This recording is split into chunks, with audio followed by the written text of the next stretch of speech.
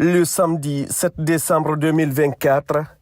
une mission d'envergure comprenant la haute hiérarchie militaire et paramilitaire, des ministères de l'administration du territoire et de la décentralisation, des mines et de la géologie, de l'habitat, de l'aménagement du territoire chargé de la récupération des domaines spoliés de l'État, s'est rendu au port multiservice et multi-utilisateur de Moribaya dans la préfecture de Forêt-Karia. Cette visite s'inscrit dans le cadre du suivi périodique du méga-projet Simandou à travers le comité stratégique du projet Simandou, sous l'initiative du président de la République, son Excellence le général Mamadi Doumbouya. Ce projet ambitieux est le principal catalyseur de Simandou 2040, programme hautement stratégique pour le développement socio-économique durable et responsable de la Guinée pour les 15 prochaines années. La mission a été dirigée notamment par le chef d'état-major général des armées, le général Ibrahima Sori Bangoura, le haut commandant de la gendarmerie nationale et directeur de la justice militaire, le général Bala Samoura, ainsi que l'inspecteur général des forces armées, le général Ahmed Diallo. Au cours d'une réunion technique qui a précédé la visite guidée, les échanges ont permis de faire un point détaillé sur les progrès du méga-projet Simandou. Ce projet, qui représente l'un des plus grands gisements de minerais de fer au monde, avec un capex estimé à plus de 20 milliards de dollars américains, comprend principalement 4 composantes. Les gisements de minerais de fer avec les blocs 1 et 2 qui seront exploités par Winning Consortium Simandou et les blocs 3 et 4 par Rio Tinto Simfer.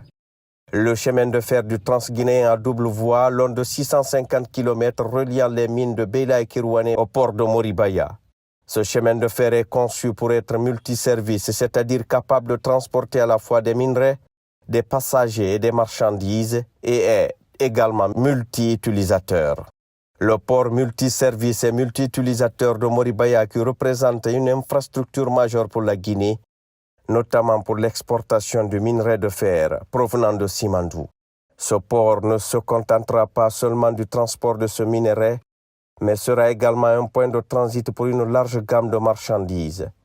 Ce projet inclut également la construction d'une aciérie pour la transformation locale du minerai. L'une des priorités de cette mission était de mesurer les enjeux liés à l'évolution des travaux de ce méga-projet en vue de garantir la sécurité des sites tout au long du corridor, un enjeu crucial pour le bon déroulement des activités.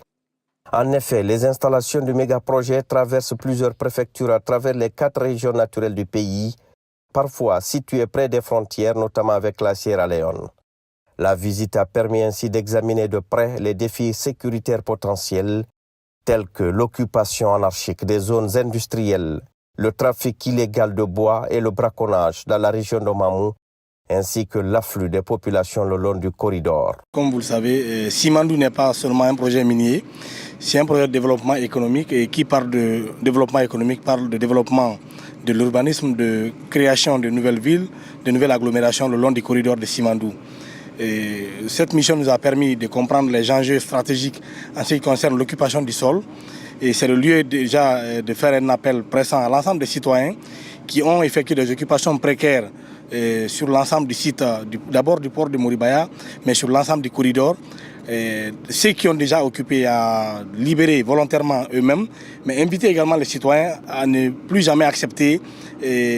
d'acquisition de terrain le long du corridor de Simandou, parce que ce corridor constitue une réserve foncière sur laquelle nous allons déployer très rapidement les services du ministère de l'Urbanisme et de l'Habitat, avec en appui le commandement de la gendarmerie près du ministère de l'Habitat, pour poser des tampons sur ces endroits. C'est le lieu de remercier non seulement les acteurs de ce projet, à savoir Winning Consortium Simandou et Rio Tinto, mais également l'ensemble des acteurs qui ont œuvré au sein du comité stratégique de ce projet Simandou, placé sous l'autorité du chef de l'État, du travail gigantesque qui a été abattu. Et nous aussi, aujourd'hui, cette visite nous a permis d'éclairer davantage notre lanterne, mais aussi d'avoir une grande lisibilité sur l'apport de ce projet dans le développement économique et urbanistique de notre pays. On est venu en visite à la demande du président de la République,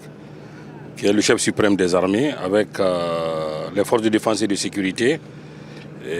à travers une concertation avec le comité stratégique du projet Simandou et de son président, compte tenu de l'avancement du projet, il était extrêmement important que nos forces de défense et de sécurité prennent en charge les aspects sécuritaires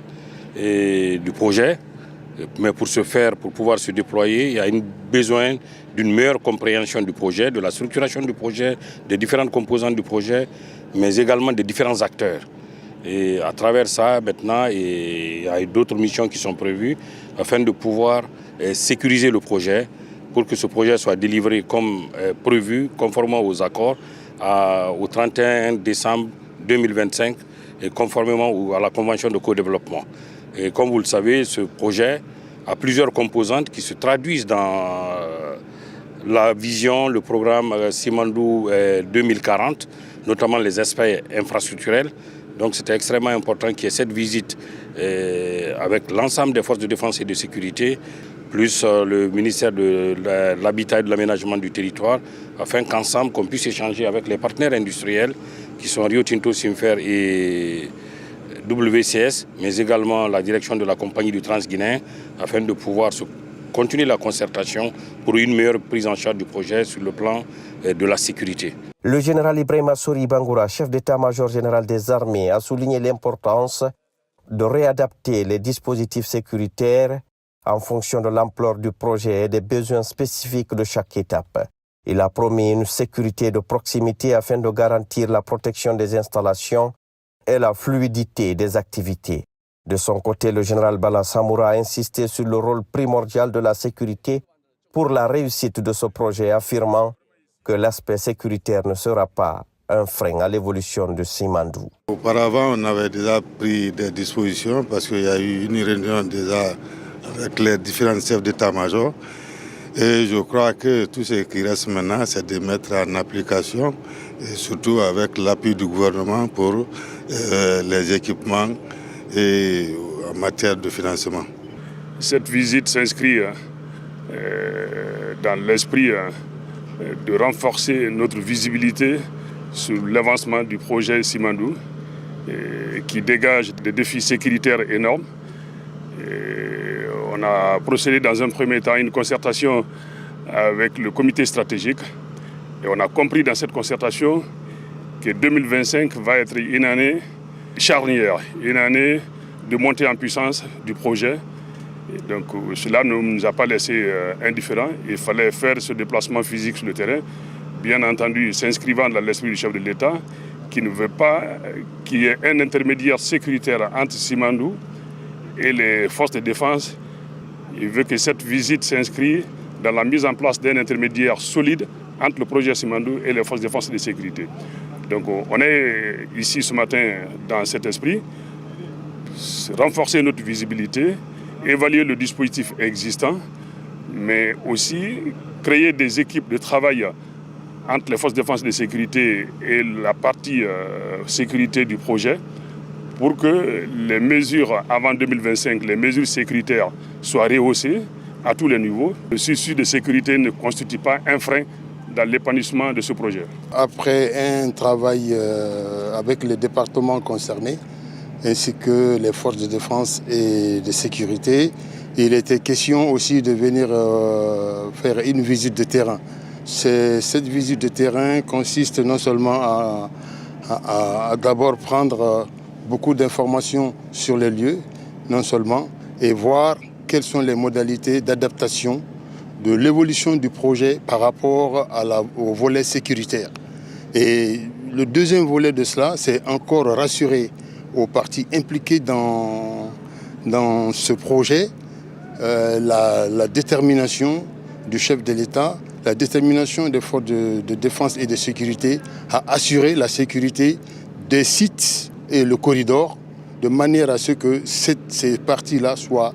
dans une meilleure sécurité. C'est dans ce cadre-là que nous nous trouvons ici aujourd'hui. Le projet Simandou s'inscrit dans la vision plus large du président de la République, son Excellence le général Mamadi Doumbouya, qui ambitionne à travers Simandou 2040 de positionner la Guinée comme un hub régional incontournable, capable d'attirer des investissements et de jouer un rôle central pour un décollage socio-économique du pays. Le programme hautement stratégique Simandou 2040 incarne une véritable opportunité pour la Guinée de transformer son potentiel en matière première en un moteur de croissance durable, tout en renforçant la compétitivité et la souveraineté économique du pays. Avec des engagements clairs et un suivi rigoureux des travaux sur le terrain, le programme Simandou 2040 va sans nul doute transformer profondément la Guinée en une nation plus prospère et plus compétitive. Le rôle de la haute hiérarchie militaire et paramilitaire, ainsi que des autorités à tous les niveaux sous la houlette du comité stratégique du projet Simandou, est essentiel pour garantir la réussite de cette vision du chef de l'État à l'effet d'assurer un avenir plus sûr et plus prospère pour la Guinée et ses citoyens.